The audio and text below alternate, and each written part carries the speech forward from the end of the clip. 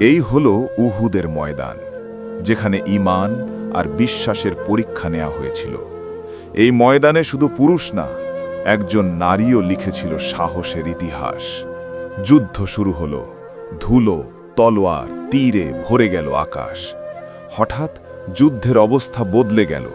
রাসূলুল্লাহ সাল্লাল্লাহু আলাইহি ওয়াসাল্লাম ছিলেন বিপদের মধ্যে। সেই মুহূর্তে অন্য কেউ চিন্তা করেনি নিজের প্রাণের কথা।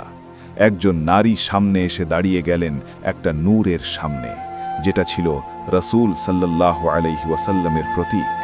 উনি ছিলেন নাসিবা বিনতে কাব রাদিয়াল্লাহু আনহা, যাদের আমরা চিনি উম্মে আম্মারা নামে। হাতে তলোয়ার, হাতে ঢাল আর বুকে ঈমান। উনি বলেছিলেন, না আমি নারী, উনি বলেছিলেন আমি মুসলমান।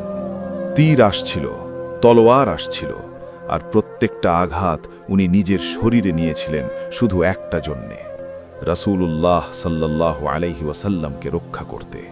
উহুদের ময়দানে উম্মে আম্মারা রাদিয়াল্লাহু আনহা পেয়েছিলেন 12টিরও বেশি গুরুতর আঘাত। রক্ত ঝরেছিল, কিন্তু পা পিছন হয়নি। ঈমান যদি শুদ্ধ হয়, তাহলে শরীরের আঘাতও মানুষকে থামাতে পারে না।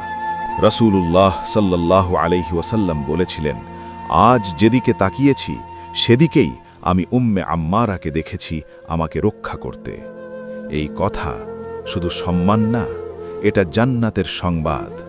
এই হলো ইসলামের নারী, যে যুদ্ধের ময়দানেও রাসূল সাল্লাল্লাহু আলাইহি ওয়াসাল্লামের ঢাল হয়ে দাঁড়িয়েছিল। এই গল্প আমাদের শিখায়, আল্লাহ যার নিয়ত শুদ্ধ করে তার নিজের ভাবে সম্মান দেন। আল্লাহ আমাদের উম্মে আম্মারা রাদিয়াল্লাহু আনহার মতো ঈমান আর সাহস দান করুন। আমিন।